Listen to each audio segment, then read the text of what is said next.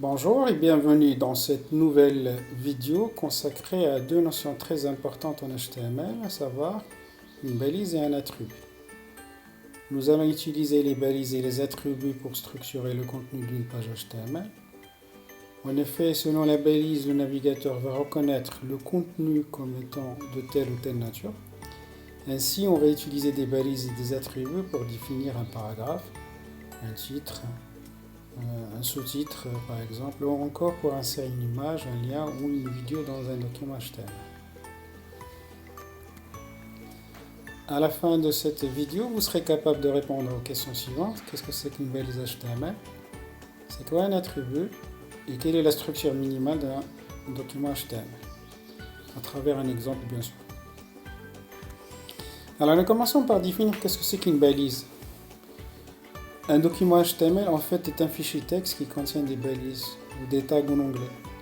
Ces balises doivent être utilisées d'une certaine façon pour décrire correctement la structure du document. Les balises indiquent au navigateur comment afficher le document. Alors, pour créer une balise HTML, il y a une syntaxe à respecter. C'est une syntaxe très simple qu'on doit respecter. Donc, la syntaxe des balises HTML respecte la syntaxe suivante. Il y a un chevron ouvrant, puis un espace, puis vous avez le nom de la balise, suivi d'un espace, éventuellement une liste d'attributs. Chaque attribut doit être suivi d'un espace, puis égal, et la valeur de l'attribut. Bien sûr, la valeur doit être encadrée par les doubles codes. Généralement, les balises fonctionnent par paire. La première balise est une balise ouvrante et la seconde balise est une balise fermante. Une balise fermante doit avoir le même nom que la balise fermante, avec bien sûr anti-slash. Ça c'est un exemple. Vous avez P, donc c'est une balise qui permet de créer un paragraphe.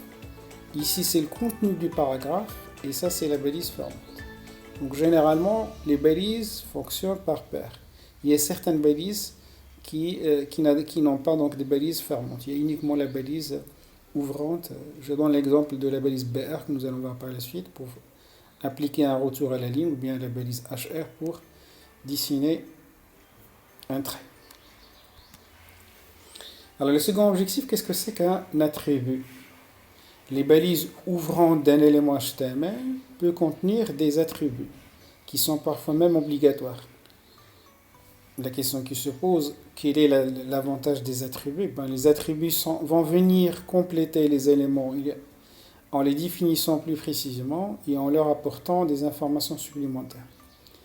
Un attribut contient toujours une valeur qu'on peut cependant parfois omettre dans le cas où les attributs ne possèdent qu'une seule valeur. Ici, vous avez un petit exemple. On a la balise P, on a l'attribut align et la valeur center. Ici, je demande au navigateur de centrer le paragraphe. Ici, c'est le contenu du paragraphe et ça, c'est la balise fermante. Qui admet des attributs et ça, c'est la syntaxe à respecter.